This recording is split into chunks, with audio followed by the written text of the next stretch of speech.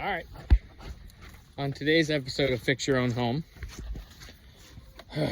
and your own internet, I know that we have this same problem over and over again.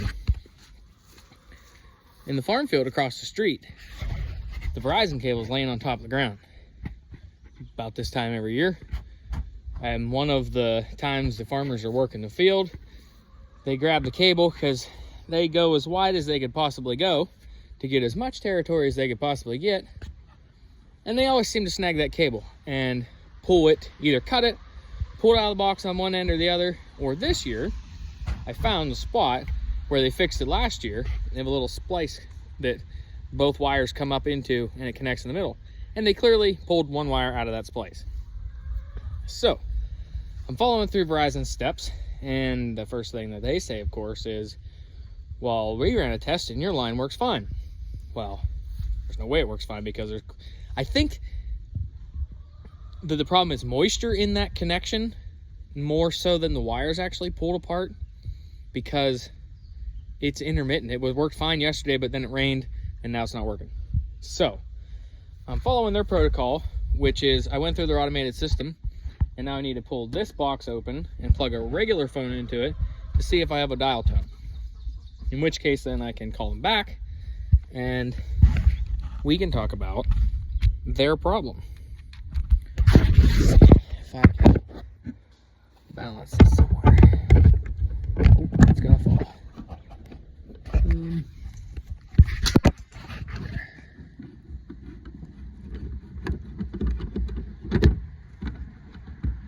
Hate that I have to go through this every year.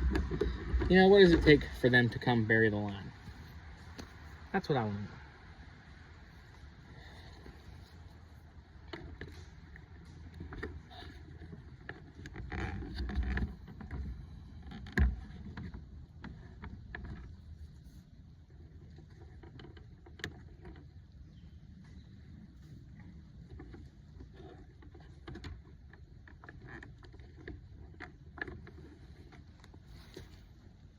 I don't really know.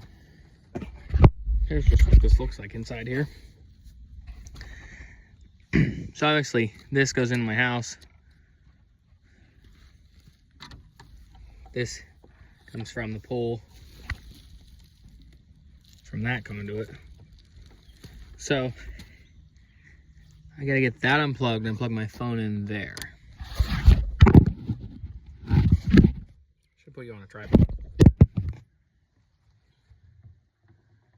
No electronics.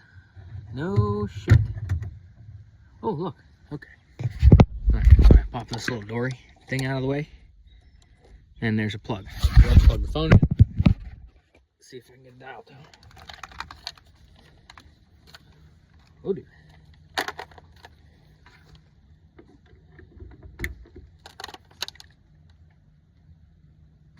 No dial tone.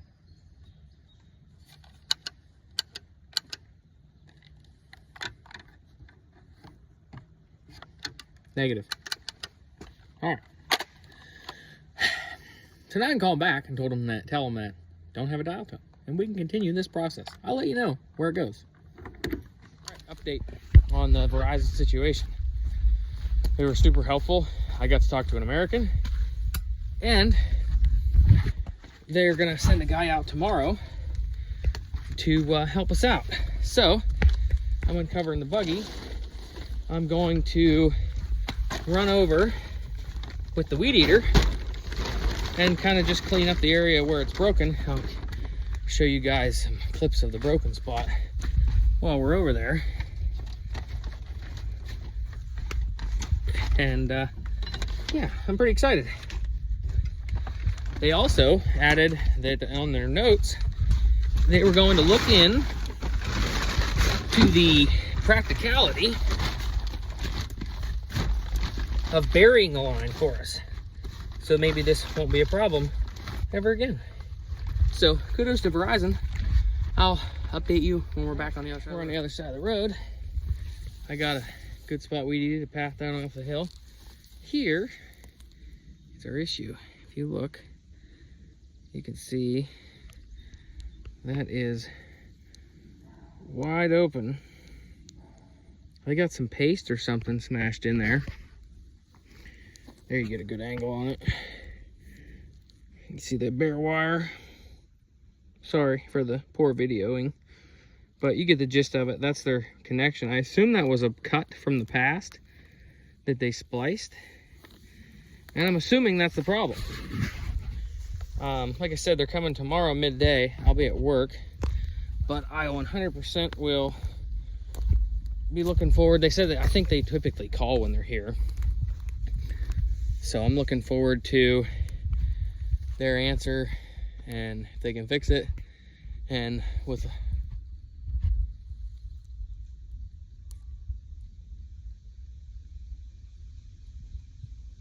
fingers crossed. Sorry, there's something making a noise up in the field. Fingers crossed, maybe a little bit of good gesture of weed eating and giving him a clean place to work will help his recommendations for burying the line underground. I don't know if that'll actually make a difference or not, but there you see, I made him a nice path. And I will update you tomorrow on how that goes. So thanks for following.